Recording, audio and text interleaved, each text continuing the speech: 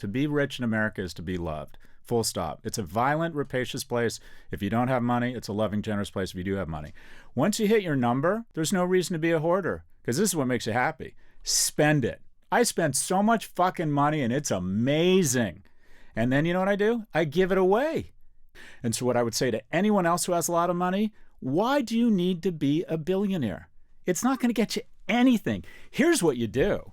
You do amazing things with friends and family. You take care of your parents. You fly your friends to Aspen to hang out with you. And then anything above that, you give it away. And there's so many amazing causes and people, and overpay the people who work with you.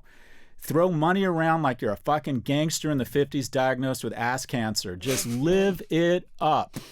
And you know what? You're going to love life. Don't do it because you're noble. Don't do it because you're praying to some god or whatever it is.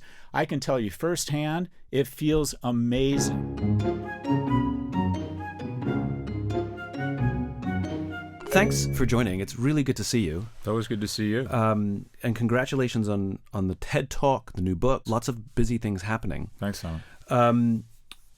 When you got invited to do the TED Talk, Yep. did they ask you to do a particular subject, or did you say to them, this is what I want to talk about? No, I had lunch with Chris Anderson, who I've known for 20, 30 years in London, and he said, we're thinking about having you at TED, as if I'd, been crowned. He didn't commit to giving me a speaking slot. He said, we're thinking about it. And I said, well, first off, thanks. That's exciting. And he said, what's your vision for a talk? He said, if you were to do a talk, what would it be? He didn't even offer me the slot yet. And I said, I think that the thing that people aren't talking enough about is I believe that almost every economic policy is nothing but a thinly veiled transfer of wealth from the entrants to the incumbents, and more loosely from young to old. And he said, okay, so how would you brand it? I'm like, well, I've been thinking about this. I think there's a war on the young. He said, that's the talk, and we want to have you. And I wasn't sold myself, because Vancouver from London is a real haul. And I'm trying to be more, someone said, I love the saying, be generous with everything except your time. I'm pretty cheap with my time now. And anyway, so I did it, and then I thought this is something I feel passionate about, so I rallied the team, and I get a lot of nice feedback around, wow, that's so much data. It's, greatness is in the agency of others. I probably spent 8 hours on that talk, but I bet there was 800 hours that went into it. And so my team immediately started pulling together data, and, it's 110 slides. It was chilling, I would say, is a good word, how stark your conclusions were, your insights were. And I think it really does point to sort of a brokenness of capitalism where, and you know better than I do about this stuff, but my understanding is that the original concept of the stock market was that the average working person could share in the wealth of a nation. And what's happened in the past 30, 40 years is that the middle class is leaving the stock market, and it's become the playground literally of the top 1%, or maybe slightly bigger. At least it's that small percentage that are benefiting most at the expense. And then we see, and I rail against this kind of stuff, where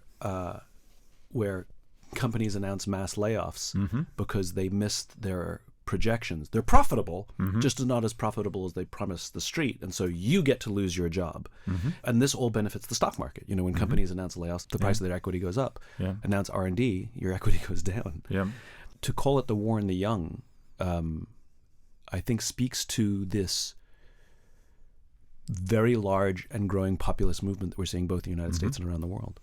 Yeah, so one of my intellectual role models is Peter Drucker, the economist. And he said that the purpose of an economy is to create a middle class. And I think the greatest innovation in history is not the iPhone or the semiconductor or the printing press. I think it's the middle class. This idea that the largest segment of your population gets to register the prosperity of an economy. And they fight your wars, they pay the majority of your taxes, they're responsible for the majority of the framework for real future innovations, and they create sort of a neoliberal society that decides, we'd like to share some of our privilege and start affording rights to other people. I think that's the greatest innovation in history. But it's not what the incumbents and sometimes the far right will tell you is that it's a natural occurring organism. It's not. Capitalism that's unfettered results in a small group of very talented people who aggregate incredible capital and then have access to cheaper capital and can kind of run away with the game show, and then they weaponize government. I mean, this is what Central America is. A group of talented people figure out a way to license Unilever or AB InBev brands. They get more capital. They support the next president. They get regulatory capture, and they end up with so much of the economy that the bottom 99% says the easiest way for us to double our wealth is to kill these people and start over again. And then another group of people emerges as the 1%. If capitalism doesn't have a pay-it-forward reinvestment in the middle class, it does collapse on itself. It's also a bit of a zeitgeist thing, and that is, I've been watching a lot of the D-Day. I'm obsessed with World War II, the D-Day memorials. And I was wondering myself, like, if I were called, I like to think if I were called, I would have gone. But I also believe that, if I'm really honest with myself, if my sons were called, I think I would use my influence and wealth to get them out of it. And I think Americans have, over the last 50 years, slowly but surely, and I don't know what are the underlying dynamics, but I think we've become inherently a little bit more focused on me. And we see so many people. This is kind of your ballywick. When you have a candidate for president who's just so nakedly self-serving, and people find that admirable, when you have tech billionaires that seem pretty focused on getting from 1 billion to 100 billion, even if it involves depressing teenage girls, and they win, and we love them, then it creates this incentive system in the U.S. where people decide it really is about me. It's no longer about reinvesting in the middle class. And as a result, you have incumbents, 25 wealthiest people in America pay an average tax rate of 8%. And we have a series of elected officials who are in a system where they need to get money to be reelected. The people with money are the incumbents. And what do you know? Old people keep voting in older people who keep voting themselves more money. And now we're at 40% of all government spending is on people over the age of 65. It's about to go over 50%, meaning we're not going to be able to make the forward-leaning investments in technology and education that, quite frankly, pay off. And bring more people in the middle class. And then the older people, who tend to be the executives, they're the ones in charge just by virtue of time and age, then they complain about the lack of loyalty from the young employees, failing to recognize that they're the ones that set the rules. They demand loyalty, they demand you kiss the ring, but they offer nothing in return. And then they're surprised at this young generation that is doubling down on the rules that the older generation set, which is me before we. I think you're 100% right, which is, especially in the United States, over-indexed on rugged individualism. The Marlboro Man works too well. And we heroized CEOs. CEOs became heroes rather than the teams. And I think when we talk about, would you go to war or would you allow your kids to go to war, the times that we live in are the context. And you're saying, I would use my wealth and influence to get them out of it. But if it was 1941, I'm not so sure that would be true. At least in the United States, there were more suicides from young men who didn't get called than ones who did. That's interesting. Which is an astonishing thing. And if you think about the collective desire to help, right? So people who could went to war in some way, shape, or form. They put on a uniform to support in some way, shape, or form. Those who didn't fight bought war bonds to support the effort, and those who couldn't afford war bonds planted war gardens. They just did something, even if it was symbolic, to demonstrate that we are one. I think the capitalism collapsing on itself is a bit of a far left narrative. Let me give some nod to the far right. I think that the fact that Americans haven't been attacked on our homeland other than 9/11. We're energy independent, we're food independent, friendly Canada to the north, harmless Mexico to the south. I don't think a lot of people in America realize there's a large swath of people globally who, the moment they feel like they can take with force our Netflix and our Nespresso away from us, will do it in a second. And that I don't think they really understand or nod to the amount of sacrifice that was made by previous generations and also very brave young men and women who are in the uniform right now, and some of our people who work in government and our security apparatus. I don't think Americans have the same level of fidelity or appreciation for just how hard it is, how much energy, how much money it takes, how much sacrifice it takes to get to the levels of freedom and prosperity that America enjoys. I feel like America has become entitled, my generation on down, because every time we've been asked to sacrifice while we've been alive, it's been for a failed war. Iraq was stupid. Going into Southeast Asia, supporting the French colonization or recolonization after World War II ended up being a disaster.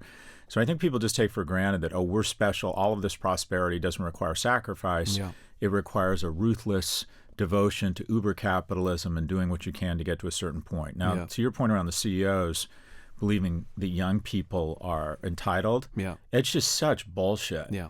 When you look at the level of compensation of CEOs relative to young people, it's gone from 30 to 300. Oh, wait, let me get this, David Zasloff. You cut the stock in half. You're firing people like crazy, but you walk away with $250 million. And, oh, you're going to make sure that you give enough money to senators like Kristen Sinema. You give her $2 million, and she makes sure, as the swing vote, that the tax credit for carried interest for private equity funds maintain a $12 billion tax cut. I mean, the most disappointing thing about our government right now is not that they're whores. They've been whores for a long time. It's what incredibly cheap whores they are. And the greatest return on investment in our economy is for an organization, a special interest group, a lobbying group for the rich or for corporations to go spread a little bit of money around and find out, oh, that we need to protect the shoe market in case there's a war and we need boots, or we need this tax cut for people in the real estate industry. And it does feel a little bit like it's collapsing on itself, that if we don't, as citizens, and elect people who are a little bit more long-term thinking, and recognize there's just no fucking reason why people who make their money selling stocks should have a lower tax rate than people sweeping up the floor at the New York Stock Exchange. When did capital become, the capital that capital makes become more noble than the capital that sweat makes? Shouldn't it be flipped? Even Ronald Reagan said this is bullshit and he had one tax rate. So effectively, every big tax thing that goes through, every big expenditure, to name it, is really about a transfer of wealth. $30 billion child tax credit. Who does that benefit? Not only the children, but young mothers, right? That gets stripped out of the infrastructure bill. We can't do it. It's too expensive. $30 billion. We need to be responsible. But the $140 billion cost of living adjustment in Social Security, each year, another $140 billion flies right through. No discussion of means testing. You and I should never have Social Security. No way. Let's call it senior security. It's not Social Security. It's called a tax. It's not a pension fund. All this bullshit. Well, I paid into it. It's a tax. It's meant to be redistributed to people who need it. Capital gains tax deduction, mortgage tax deduction. Who owns homes? People our age. Who rents? The younger people here. It is everything we do is how do we buttress the wealth of incumbents and old people. And make it more expensive for young people. Their housing's gone up 4x, right? Education's gone up 2x. On an inflation-adjusted basis, their income's gone down. So they make less money. Everything they need to get ahead or start saving or form a family's gotten more expensive, and yet they look left and right and up, and they see people making tons of money and 210 times a day on their phone. People are vomiting their wealth, a lot of times it's faux wealth. And what do you know? They feel shitty. What a shocker. So how do we fix it? Short of revolution, short of revolution, because I mean, you and I, you know better than most that the way revolutions happen is when the delta between the haves and the have-nots gets too wide. 100%. Short of revolution, right? And some may argue it's already begun. How do we fix it? Look, the good news about income inequality is when it gets to a certain level, it always self-corrects. The bad news is the means of self-correction are usually war, famine, or revolution. I would argue that a lot of the social uprising in the U.S. is more what I call a series of mini revolutions. I don't think what's going on campuses in the United States is about the Middle East. I think it's about America. It's anti-establishment. This level of income inequality and dissatisfaction is incendiary, poured on every small fire. It turns a dumpster fire into a nuclear mushroom cloud. There's just rage everywhere. Now, what do? I think the good news is we don't even need to come up with creative solutions. We just need to go back to the future. We need a much more progressive tax rate. And I'm not talking about the super earners. If you make a lot of money on current income and you live in a blue state, you're probably paying 50, 52%. The super earners are actually paying too much. But once you make the jump to light speed and you say get lucky like me and you sell a company for 9 figures and you can take all of that money and put it into income earning assets that appreciate in value, you become a super owner and your tax rate plummets. And I'm very transparent about my wealth. I think that this gestalt or this vibe, you're not supposed to talk about money, is nothing but a thinly veiled attempt to keep poor people poor, because rich people talk about money all the time. The head guy who runs the company, and it's almost always the guy, knows what everybody makes. So asymmetry of information benefits the incumbent. So what we have is a series of policies that, again, don't make any sense for young people. So a more progressive tax structure on the super owners. Eliminate capital gains deduction. Everybody pays one rate. Have an alternative minimum tax for corporations and very wealthy people. Right now, corporations are paying the lowest tax rate they've paid since 1939. It used to be 2.5% of GDP. Now it's 1%. There are 5 companies, Nike, FedEx, a bunch of them that paid, Amazon, that paid no taxes. The tax code has gone from 400 pages to 4,000, right? And all of it is a bunch of loopholes meant to give money back to big organizations. Apple's the most profitable company in history. They incorporate in Ireland such that they can increase their taxes or increase their pre-tax revenue in a low-tax domain and decrease their revenue in a high-tax domain. That is nothing but sheer tax avoidance. We need alternative minimum tax on the super wealthy and corporations, and you could actually lower taxes across the super earners and youth. So redo our tax policy to be more, quote-unquote, just equitable. Restore a progressive tax rate. 2, more opportunities for young people, specifically broader freshman class. College is still the best on-ramp into the middle or upper income classes. Harvard has grown its endowment 40-fold, 4,000%, but it's increased its freshman class size 4%. It lets in about the same number of people that a good Starbucks does. If you aren't growing your freshman class size faster than population growth, you should lose your tax-free status because you're now a hedge fund offering classes. You're not public servants. And in addition, instead of bailing out 1/3 of kids who got to go to college with student loan bailouts on the backs of the 2/3 that didn't, we should take some of that money and give it to our great public universities in exchange for 3 things. 1, they increased their freshman class size 6%. With the deft use of technology, they could easily do. There's no one there at night. There's no one there during the summers. I work at one of these places. We could easily expand our freshman class size too.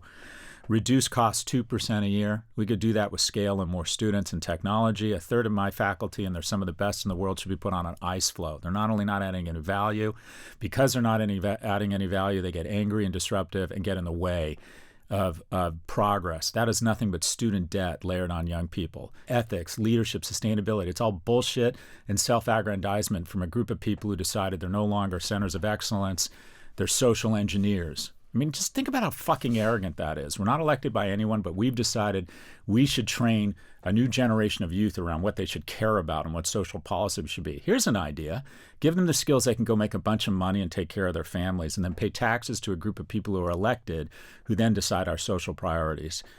And then finally, 20% of all degrees should be vocational certifications, non-traditional 4-year degree, 2-year in specialty nursing, 1 year in construction of nuclear power plants, 18-month vocational program, and the installation of energy-efficient HVAC. There are a ton of Main Street economy jobs that pay 6 figures plus that we're not training kids for. Here in the UK, 11% of LinkedIn profiles say apprentice. It's 3% in the US.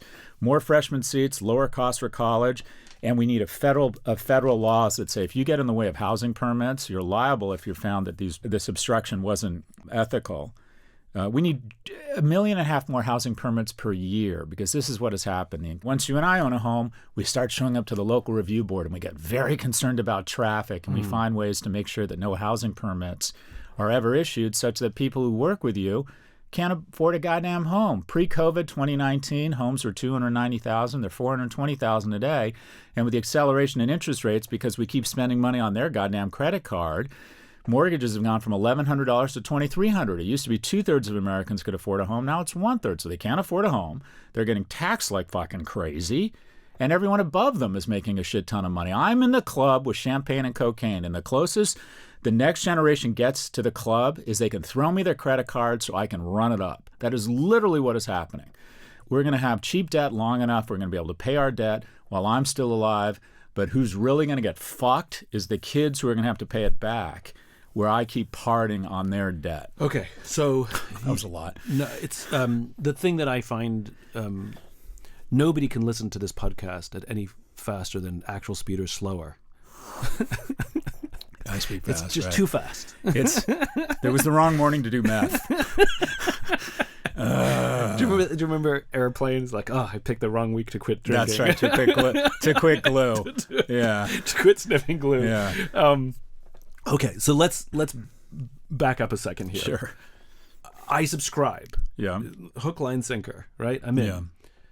But who will voluntarily Yeah. make those changes? You just made the case that the haves, the status quo, defend the status quo because they benefit from the status quo, obviously. 100%. And so there's no incentive at all in business or in politics to change the tax code and make the changes that you're talking about. There's no incentive in a university system. University presidents aren't hired to make great universities. They're hired to raise money.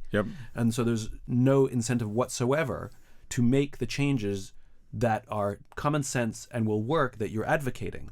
So, short of revolution, how do we make those changes? Well, I don't think it's that bad. So I'll use myself as an example because what you're talking about, people aren't going to disarm unilaterally. I've been very open. I started my last speech on saying I've been open about my finances.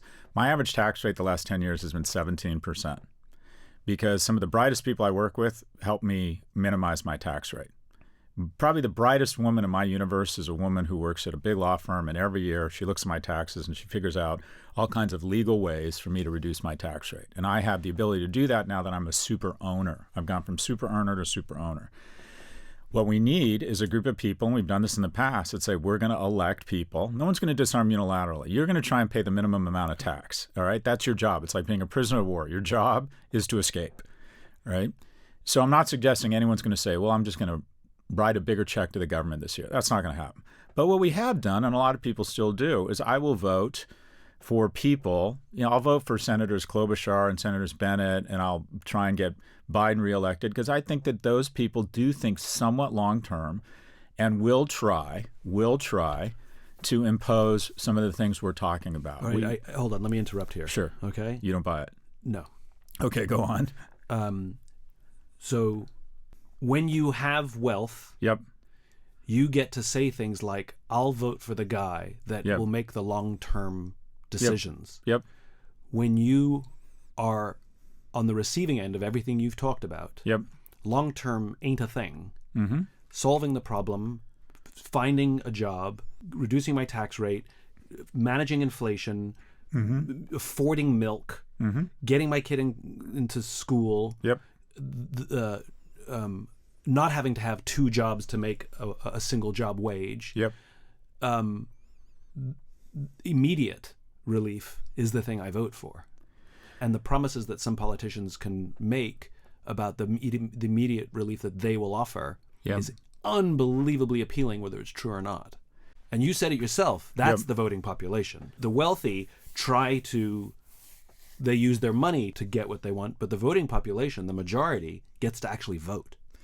Right. But I do think, so first off, to your point, the culprits are the elected officials, but the culpable are voters.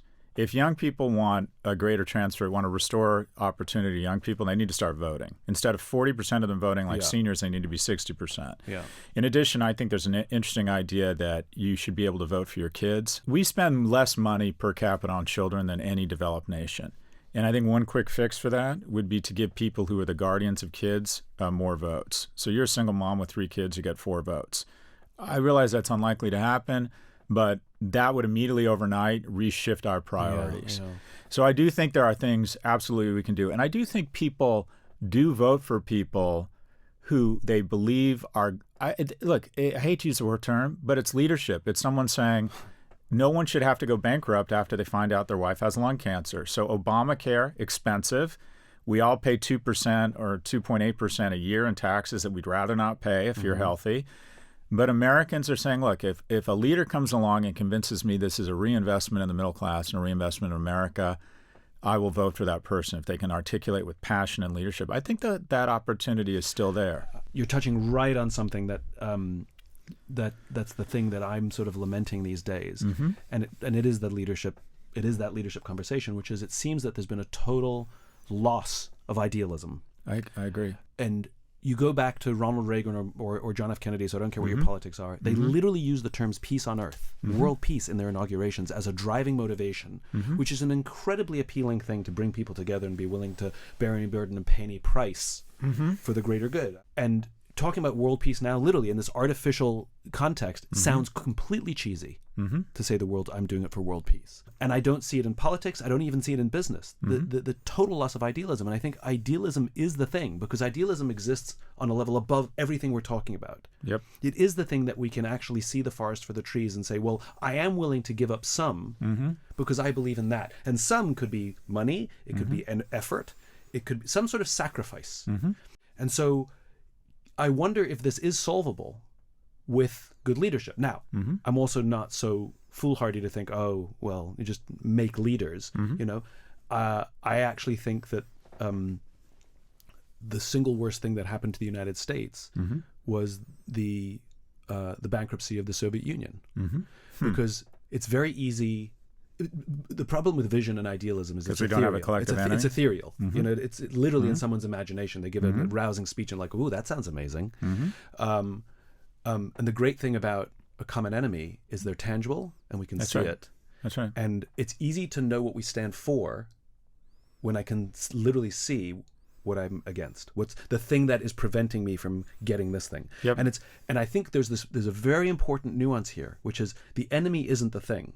Having an enemy is easy, and we've seen it throughout every dictatorship. They find an enemy, and that's how they come to power. What they're missing is the idealism. The enemy isn't the enemy so much as the thing getting in the way of us getting to the thing that we want. Yep. Which is really important. That there's something on the other side of that.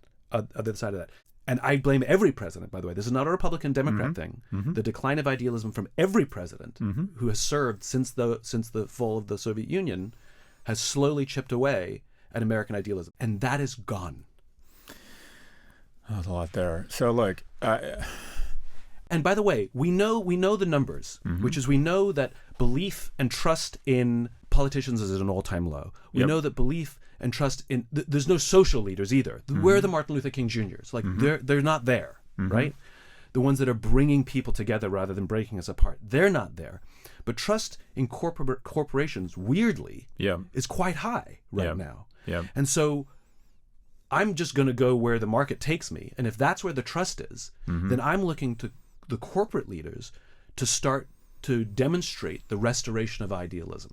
And if they can start to make the changes that you and I are advocating at a national level, which, by the way, is not going to happen like that, doesn't it? But if they can start making it at a corporate level, small mid-sized companies, small companies, even large companies, start making the kinds of social changes that you and I are talking about there, it'll filter out and eventually roll over to politics. The part where you lost me is that we keep hoping that the better angels of CEOs are going to show up, and then if we paint iPods red, that corporations and capitalism will save us. And I find that this entire notion of corporate social responsibility is just such unfettered bullshit. But wait, I don't think that's not what I'm talking about. But let me give me some running room here. Okay. And that is, we keep hoping that Sheryl Sandberg actually does care about our children, and that Sam Altman and his hushed tones and concerns about AI cares about anything but making money. Corporations are so great at making money, and we need that so we can generate tax revenue and create economic security for people. They're so good at making money, they shouldn't be trusted to do anything else. What we should do is have a group of people who sit on top of that tax revenue that hopefully grows with the full body contact violence of capitalism, which is a wonderful thing, that tax them at a fair rate, and then redeploy that capital based on a series of policies that we all buy into. I think that people generally do believe that we have a problem when 1 in 5 households in the most prosperous society and nation with children are food insecure, that they would like to see those problems solved. And if someone comes in with an idea and leadership and says, okay, this is how we do it equitably, this is the sacrifice it's going to require, are we going to cut spending or increase taxes? The answer is yes. I do think there's opportunity right now for someone to come in and say, it's time to start paying it forward. It's time to return to our American roots. We have sacrificed all the way through. We've been harvesting these sacrifices. It's time to step into the void and pay it a little bit forward. I do think there's an opportunity here. I'm more optimistic. Americans, if you think about it, are an incredibly generous people. And what's happened is that I think because of no term limits, because of the aging of our elected representatives, Nancy Pelosi, when she had her first child, Fidel had just declared martial law in Cuba. Only a third of houses had color television. So does she really understand the challenges facing a single mother. I think we need much younger electorate. Yeah. But I think Americans as a whole are ready to sacrifice as long as they feel they're part of a collective sacrifice. And there really hasn't been a voice to kind of bring people together and say, unions, you're going to hate me. Old people, you're going to hate me. Corporations, Jesus Christ, you're going to hate me. Young people, all right, I see the problem here. I'm going to look. Something I've struggled with my whole life is the difference between being right and being effective. And as I talk about these things and try and foment and catalyze social change, I'm trying to be more effective. So, for example, I'm trying to appeal to people's sense of reward and masculinity, for example. And this is virtue signaling, but I actually think virtue signaling is fine. I give away a lot of money, and I don't do it because I'm a good person. I think I'm doing it because I'm philanthropic. It makes me feel really masculine. I brag about it. It makes me feel strong. I believe it's bringing together my skills and my strengths to protect and provide for others, and it makes me feel like a fucking baller. So I'm like, why above a certain level? And Daniel Kahneman, one of my intellectual role models, has this thing. He proved that the difference between making $30,000 and $80,000 a year, or 30 and 50, is huge. The difference between making $1 and $3 million a year, no incremental happiness. You're no happier. So wouldn't that argue for a really progressive tax structure once above, say, 1 or call it even 10 million? You're going to get any happier between 10 and 20 million a year? You're not. I have science that shows it. But if you can take that money and then make a bunch of households much happier, taking them from 30 to 50, let's elect people who are going to have the backbone to say no to corporations and special interest group and impose a truly progressive tax structure. And I think that argument will resonate with a lot of voters. I do think the democracy can still work here. And I think that we are looking for a voice, and I think they're out there to say, look, it is time to nod our head to all the people who have made a ton of sacrifice such that we could reap the fruit we're reaping. I think it's time. I think America's ready for it. All right. You and I are giving each other a lot of dense sandwiches to unpack. So the capitalism that you're defending. Yep. Or at least pointing to. Yep. That Sam Altman who comes in with these idealistic notions and all of a sudden they disappear when money gets involved. Yeah. Is a relatively modern conception of capitalism. It's Milton Friedman's capitalism. Right. Popularized by fuckers like Jack Welch. Right.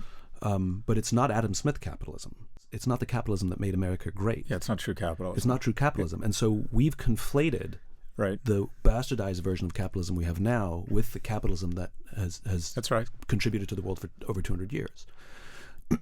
And my fear is that we're going to throw the baby out with the bathwater because we've so conflated them. And I think there should be a return to a kind of capitalism where there is, and I'll use the term moral obligation. That's right. That we have moral obligation. So just out of curiosity, Yep. I did this just the other day.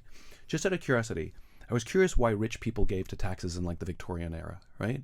So 19th century. Because the Carnegies, the Rockefellers, Right. and the British wealthy, they gave shit tons to charity, and they built universities and hospitals and all these wonderful institutions that exist today.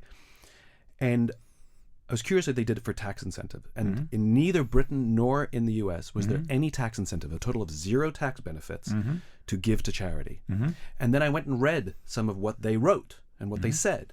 And they all used the same terms.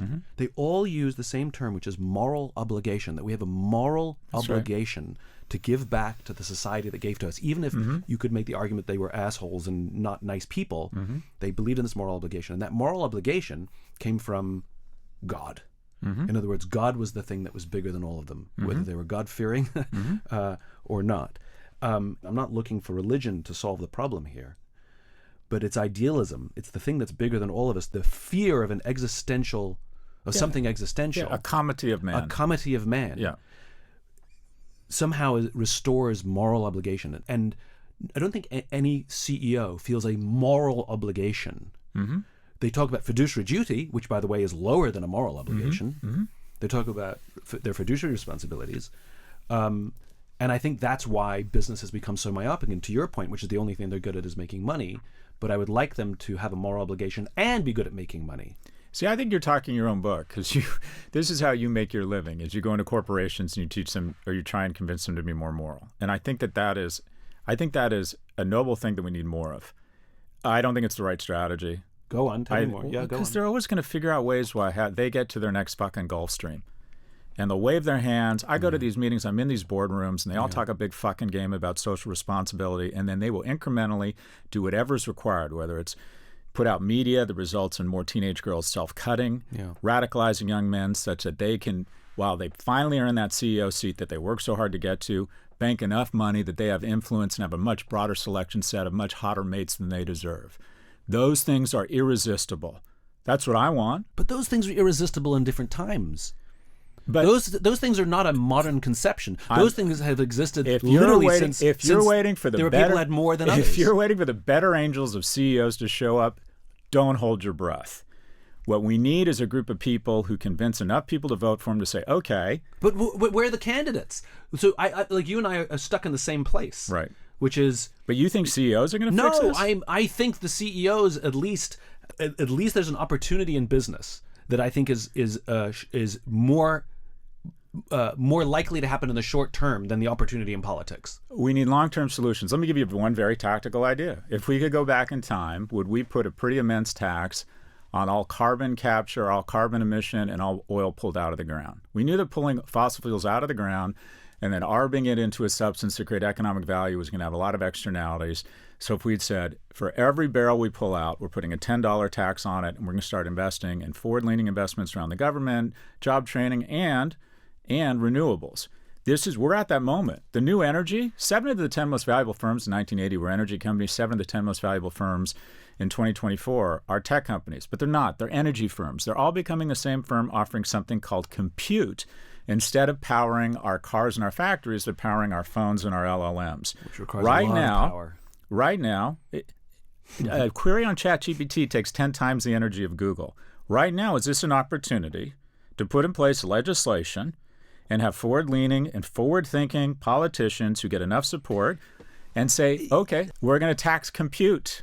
We're going to tax compute because we know there are going to be externalities that will require money around misinformation, around teen depression, around paying off the deficit. Everything you're saying is correct. Right. Where are the people who have the courage to implement those things? You're more cynical than me. The government does pass some positive things. The CHIPS Act, the Infrastructure Act, there are some people thinking long term. Bob Iger isn't going to save us, Simon. No, I don't think he is. And Sam Altman? But I'm not looking to those guys to fix it. I'm looking for the revolutionary CEOs. What, Ben and Jerry's or REI? No. Okay, who's doing it? Yeah, exactly. I think there's a group. Your power, Simon, you are so articulate and so forceful, is to rally a group of people to find elected officials who are going to make the hard decisions to hold corporations and the super wealthy and reinvest in America. I'm not looking to rally CEOs. Right. Fair enough. Good. Okay. For every reason you've articulated, because and by the way, I have the same meetings with them. They spew the same. They tell me what I want to hear, and then they go and make the opposite decisions. No, I'm fully aware of the idiocy. Right. And when I can, I'll call bullshit. But that's part of what I think my job is to call bullshit. Yep. I'm rallying the rest of us. Yep. The voting population. Yep. In business is the workforce. Yep. And I believe that power is it's not a belief, it's a fact that power always exists with the people. The people always have the power. Agree. Another quick idea. You didn't like the compute idea. I love that idea. All right, another one. Why wouldn't we raise minimum wage to $25 an hour? Well, it'll put all these small businesses out of business. No, it doesn't. The states that have raised minimum wage to $12 or $15 an hour, Washington State and California, their economies have grown. Because the wonderful thing about poor people is they spend all their fucking money. Yeah. It creates a multiplier effect. And by the way, if minimum wage had just kept pace with inflation or productivity, it'd be $23 an hour. And by the way, McDonald's and Walmart, their stock would go down. And that's okay. Yeah. Corporate profits are at an all-time high. Wages as a percentage of GDP are at an all-time low. Minimum wage, $25 federally mandated. You and I agree. Here's where we actually agree, that the power is with the people. Right. You're saying it's the voter. I'm saying it's the employee. And what I'm hoping... Fair enough. What I'm hoping is that just like the voting population gets involved and gets educated, yep. I'm hoping that the employee population learns the skills that they need to learn about idealism and leadership and moral obligation, so that as they make their own way through the ranks, that they will become the leaders that they wish they had. I like that. The manifestation for that in the 20th century is unions who are corrupt and ineffective. There should be one union. All unions have been totally ineffective. 45 of the 47 nations that have unions have lost union membership. Union membership in the United States has been cut in half. There should be one union. It should be in Washington, D.C., and it should be federally mandated minimum wage of $25 an hour and get rid of all the corruption and weirdness and inefficiency. But everything we're talking about, usually if you go to a company with a good leader, what the federally mandated minimum wage is irrelevant. Right. Because good leaders will say, my people can't live on that wage, I'm going to pay them fairly. Okay, right. And those good leaders are usually in information economy companies that can afford to pay their people $25 an hour. Unless all fast food companies are forced to pay $25 an hour, the temptation to pay them $11 an hour will be too great. They won't. Yeah. I think that you and I have gone in a full circle here because all we have advocated is revolution. No. But I don't think it has to be a violent revolution. Yeah. But what we're advocating is revolution. There's an opportunity, and I think they're out there, for a younger person to come in and say, it is time to pay it forward, folks. I'm going to literally piss off every special interest group, but I need your vote. It's funny because we're kind of saying the exact same thing, which is we're looking for people to say what the solutions are and ask, vote for me or support me, whether at work or in office, to do the right thing.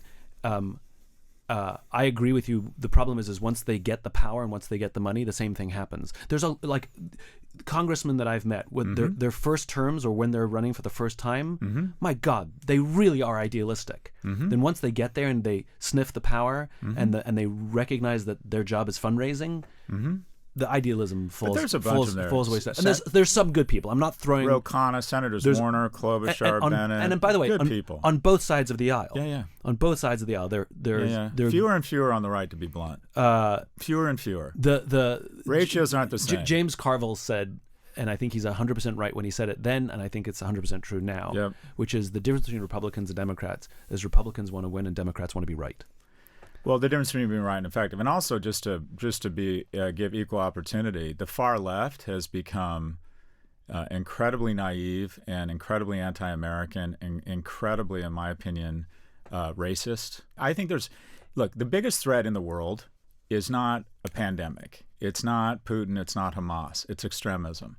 Yeah. And if you look at the far left and the far right, they seem to have all come together to agree on anti-Semitism. I mean, it's just we have decided to elect people who are extremists. Yeah.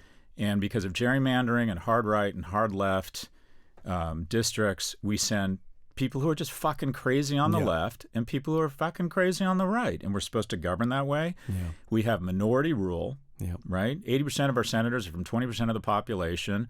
The vast majority of Americans are in the middle. The vast majority of Americans think, okay, we need corporations to be successful, but they should pay their fair share. Okay, women should have bodily autonomy. Should a woman be able to have a pregnancy in the third term without threat to their life? Probably not, but that never happens. Let's have an honest conversation.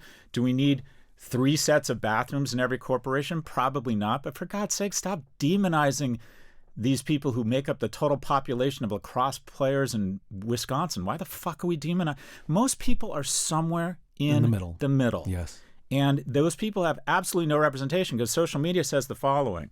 Okay, you need 2 things to survive as a species. You have to enjoy sex, right? We still have that. And you need to be able to get enjoyment and a rush from collectively pulling together, and you referenced this earlier, to defeat a common enemy. Yep. Whether it's either there's no more deer here and we need to move on, or there's people over the hill that want to kill us, so we come together to kill them. You've got to get a rush from that. Yep. And in order to have that rush, you need to find an enemy. Yes. And unfortunately, because as you said, we're no longer in a Cold War, well, we need an enemy. Well, I know. Let's turn our neighbors into enemies. Yep. 40% fewer people are speaking to their neighbors right now. 52% of Democrats are worried their kid's going to marry a Republican. We're not each other's enemies. We're fucking Americans. We're each other's allies, for Christ's sake. But instead, let's find algorithms that pit us against each other. Let's find politicians that are more interested in making the other side look stupid for their YouTube moment than actually coming together to actually fucking govern. Enough already. Let's find people in the middle. And by the way, I'm sure it happens to you. It happens to me. You know what they all agree on? We should hate moderates. This is what I get from the political spectrum. The far right calls me a libtard. And occasionally when I talk about the importance of having a strong military or the taxes are too high on the super earners, the far left feel like, oh my God, we thought we could trust you. Yeah. You have betrayed us. Yeah.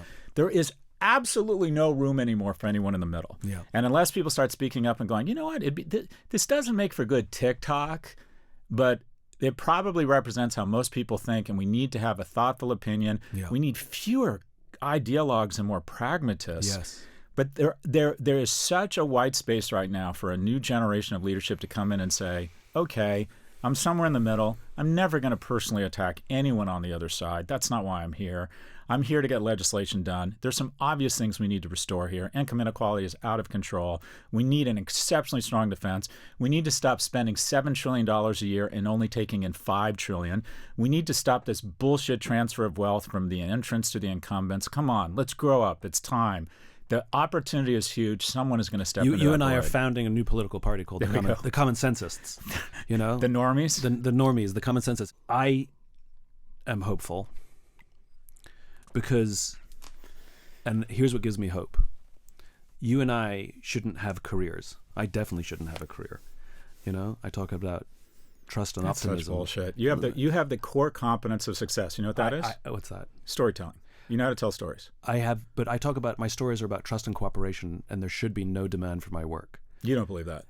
I do. Yeah, no. If I had said, if any of my books were written and anything that And I've if you said, were living in Russia talking about the patriarchy or oligarchy, if I had said, if I had written anything that I wrote Right. or said anything that I said in the 1980s, there would be no one. But you would have found something else. No, but the point is, this is what I believe, Yeah, okay, and my fair beliefs would have zero resonance in the Okay. 1980s. Okay, I get that. The times are right for what we're talking about, and there is demand Yeah. for the stuff that you and I are talking about. There is demand for people who are looking to belong to something, and the society isn't providing. Yep. You know, the bowling leagues and the religious institutions aren't providing Yep. it.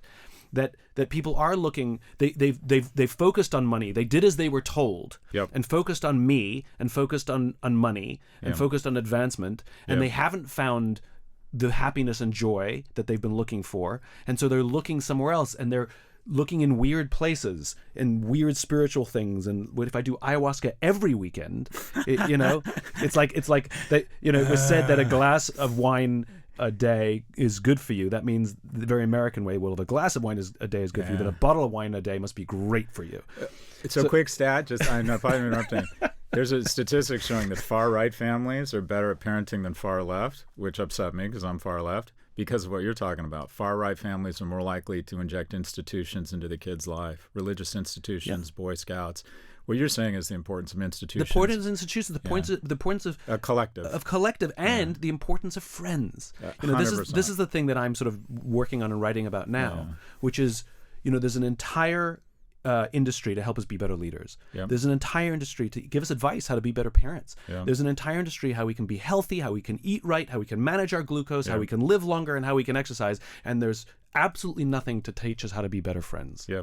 And none of those other things will be there in a time of need. Yeah. Like I love your that. Yeah. like your boss isn't going to be there for you. And by the way, learning to be a better boss doesn't make you a better a parent. Yeah. Learning to be a better friend makes you a better parent, makes you a better boss, makes you a Agreed. better everything.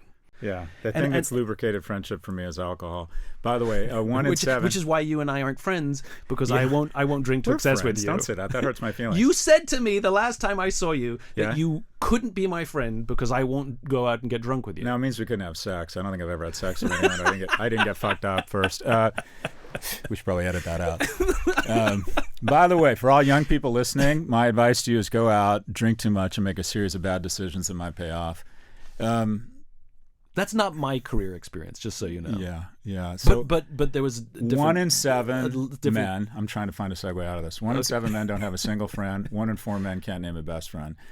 I agree with you. I'd like to see something called the Friendship Project. Mm-hmm. I'm trying to be more promiscuous for saying yes to stuff.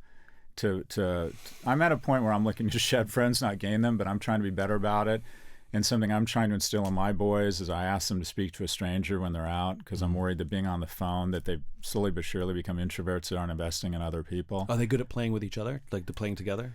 They're brothers. So, do you have siblings? Mm-hmm. I have a younger sister. So you hope as parents that they're going to be best friends, and they're not. You know, the younger one's obsessed with the older one, lashes out to get his attention. The older one's into other things and kind of... What are their ages? They're 13 and 16. Yeah. So our vision for what we'd hope they would be, I mean, I hope it grows into a great friendship, but right now they're more competitors than friends. It's actually sort of heartbreaking, to be honest. But it's an age that makes sense. Yeah, I get it, but we'd still rather they were looking out for each other a little bit more. But anyways, by the way, I think that's my biggest regret, is not having more kids. But I don't know how I got on this. Anyways, you were trying to segue out of the other thing about the alcohol and having. It's like my parents. I asked them if I was an accident, and they said no, I was a tragedy. Anyways, where are we, Simon? Bring us back. So, the irony is, of all of these social challenges that we're facing, and the decline of the empire, you know, which is, you know, declines of empires are acts of suicide always. You know, the thing that we're watching play out in front of us, that perhaps, just perhaps, this very, very old-fashioned thing called "I care and love the people next to me" might actually be the solution, because I want to do the right thing, not for myself, but for the people I love. And you know, like I spent time with Navy SEALs and other very high performing military special operators. And what they all have in common is that they care for each other more than others are capable of. And that they don't have this raw courage. I think that's the definition of love. They don't have this raw courage. It's that they fear letting each other down more than they fear dying.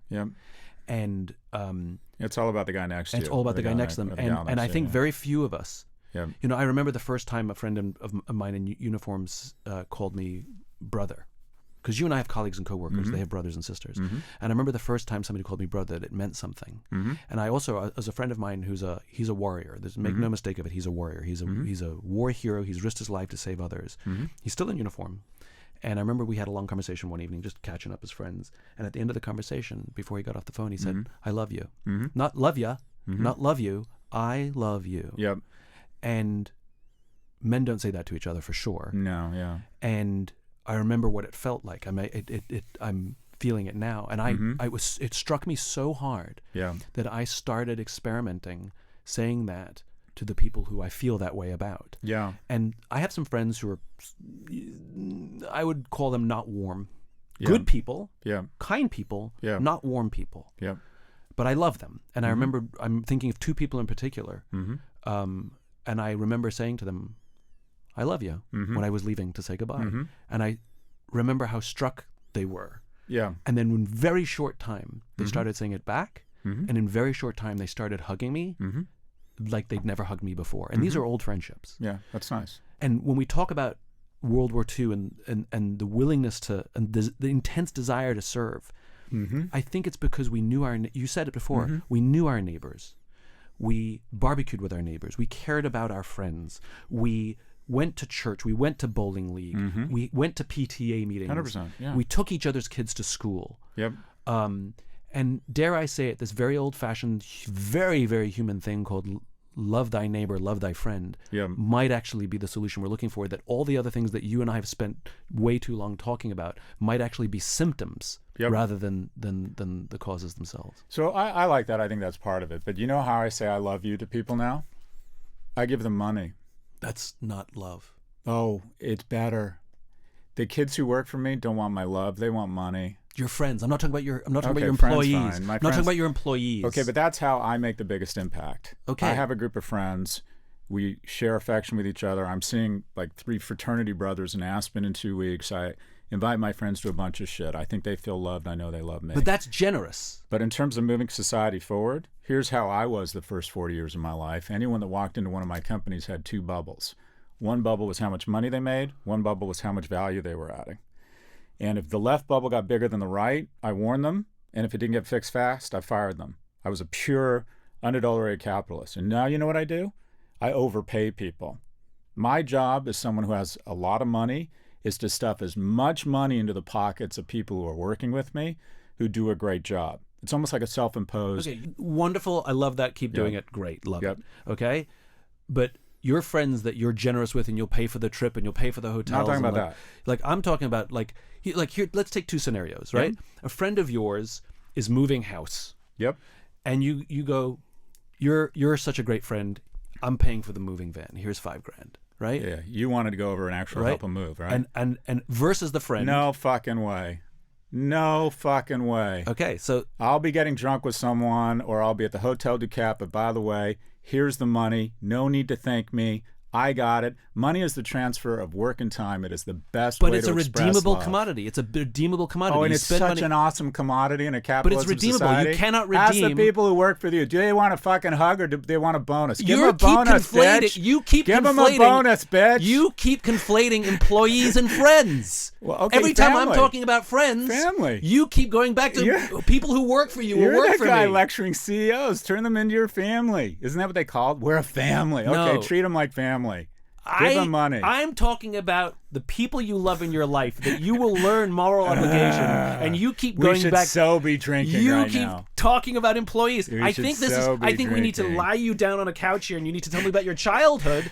Why you can't talk about friends and loving friends, and you keep wanting to talk about capitalism and paying It's employees. not either or. It's yes. It's yes. I got that part down. I got They're the love two part different down. things, and you can only talk about one of them. But they're not mutually exclusive. What do we need more of? People telling each other they love each other, or Yes. stuffing more money into their pockets so they can have their own house. Yes, we need both so those they things. can vacation where Simon vacations. We need both those things, but you are only talking about one. I'm trying to get you to talk about the other. Okay, I agree with you. I'm there. The love I have thing an is idea. great. I have an idea. The love things are great. I have an idea. I don't think we suffer from an absence. Well, okay. The coarseness of our discourse is gotten too coarse. I agree with you. Take the temperature down. The greatest unused commodity in history is good intentions. Men have a difficult time expressing their emotions. It's great to say, I respect you. I think you're an interesting guy. I think you're handsome given your age, Simon. These are You don't have to things- say I love you. We don't have that friendship. It's fine. It's not going to happen. I don't expect it to be weird if you say it. I respect you. But I do think that for guys in my position, I think the way I can add the most value is to really, I'll give you an example. I hit my number 10 years ago. I don't understand. I'm totally optimized for happiness right now. I got a third of my life left chronologically, but I'm going to live 4/3 of it spiritually and psychologically. I'm just going to have I'm going to squeeze so much juice out of this ellipsoid lemon called Terra, called Earth. And I have figured out the way I can be happiest is to get rich. I got there. That's really important to me. It's wonderful in a capitalist society. It means I get to live a better life. I get to be loved. To be rich in America is to be loved. Full stop. It's a violent, rapacious place. If you don't have money, it's a loving, generous place if you do have money. Once you hit your number, and I would like to start a movement here, there's no reason to be a hoarder, because this is what makes you happy. Spend it. I spent so much fucking money, and it's amazing. And then you know what I do? I give it away. I have not increased my net worth in 7 years. I look at my number once I got there 10 years ago. The last 7 years, I look at my number, and if my wealth has gone up X and I haven't spent it all, I give it away. And you know what? It makes me feel strong like bull. I want to beat my fucking chest. It feels so good. And so what I would say to anyone else who has a lot of money, why do you need to be a billionaire? It's not going to get you anything. Here's what you do. You go to the Hotel du Cap with your wife. You do amazing things with friends and family. You take care of your parents. You fly your friends to Aspen to hang out with you. And then anything above that, you give it away. And there's so many amazing causes and people, and overpay the people who work with you. Throw money around like you're a fucking gangster in the 50s diagnosed with ass cancer. Just live it up. And you know what? You're going to love life. Don't do it because you're noble. Don't do it because you're praying to some god or whatever it is. I can tell you firsthand, it feels amazing. So I'm trying to appeal to people's selfish instincts. You want to have an amazing life? Get rich. Economic security is important, especially for a man. And I know that sounds sexist, but assume you are going to take economic responsibility for your household, which sometimes means getting out of the way and letting your wife, because she's better at the money thing. Okay. And then once you get your number, spend it or give it away. I was so trying to wrap this up and end this, and you had to go and open a fucking Pandora's box for me now. There you go. I can't just let that go. Okay. You're missing one vital element from that rent. Okay. At what cost? At right? what cost? And in other words, that's what's been happening for the past 30 You mean I don't get years. a second plane because I'm giving my money away? No. I'd like a bigger plane, Simon. No. Meaning I want the Gulfstream. Meaning, people are pushing so hard to make their number, Yeah. the cost is too steep. It's at the cost of each other. It's at the cost of society. It's at the cost of The our employees. anxiety. Yeah. It's Fair enough. like I'm going to lay off all these people so that I can make my number. I'm going to stab you in the back so that I can make my number. It's your rant needs a little bit of a hedge. That's not true. Your The rant majority needs, because the rant that Hold you're on, giving hold on. is the new capitalist 1980s Jack Welch rant. You're falling into a populist myth that rich people crawl over other people to get there. The majority of rich people are good people. If you want to be really wealthy, it's a full person project. You're the one who said that there's the CEOs that I'm living with rose-colored glasses because the CEO is ignoring me because of They're doing a good job. We should have higher taxes on them, but generally speaking, they're good people. I know, yes. Generally speaking, some they're of them good are people. our friends. Yeah. Some of them I don't like, but some of them are the our majority friends. of successful people have one thing in common, and that is one, they work out. That's the thing that's most common. Physical fitness is really important. You need to walk into a room and be able to either, if shit gets real, either kill and eat everybody or outrun them. I believe that.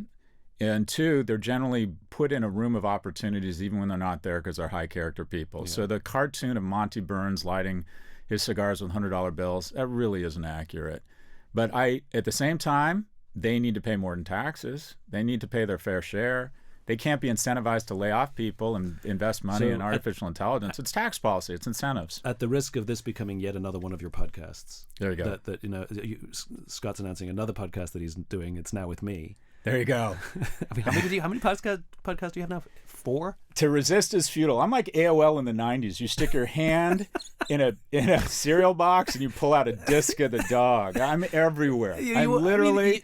It's like every time I turn on any kind of social media, it's to like resist is futile. Scott Galloway, Prof G, has yet another podcast that he's doing. Give in. It's like, how do you just spend 8 hours a day, like one podcast or the other? Here's the unknown secret. I work 30 hours a week max. Greatness is in the agency of others. I have 14 people that I pay really well, and I think overpay, they would argue. And they do an amazing job. You have the same thing. I've met your team. You have really good people. Yeah, people think it's us in our kitchen with a camcorder sketching out shit. No. And they don't realize, the key to success is, like I said, greatness in the agency of others is finding and retaining really good people. And it's easier when you pay them really well. And the lesson I learned a long, long, long time ago when I had that thought completely backwards when I started my business, thinking that I had to be the one that had all the answers, was learning to ask for help and accepting when it was offered. I think that's right. Yeah, I still struggle with that, but yeah, I agree. On that note, me agreeing with you, Simon Sinek. We agree on more than you think. By the way, I made fun of Simon in my TED talk. I said that TED was a Brazilian novella where Bill Gates and Malcolm Gladwell had a night of wild sex and gave birth to their bastard love child, Simon Sinek. Yeah. And literally the crowd went crazy for that. That was actually, I think, it was a picture of a baby with your face on it. I knew you would love it. I think it was the biggest laugh you got. It was. Oh, wait, and the picture of Bezos with his new wife. That got a lot of laughs. Simon. Scott. I don't love you, but I like you. I like you a lot. I like you, Simon. I like you a lot. I respect you a great deal. Likewise, brother. And I'm glad you exist. If you enjoyed this podcast and would like to hear more, please subscribe wherever you like to listen to podcasts. And if you'd like even more optimism, check out my website, simonsinek.com, for classes, videos, and more. Until then, take care of yourself, take care of each other.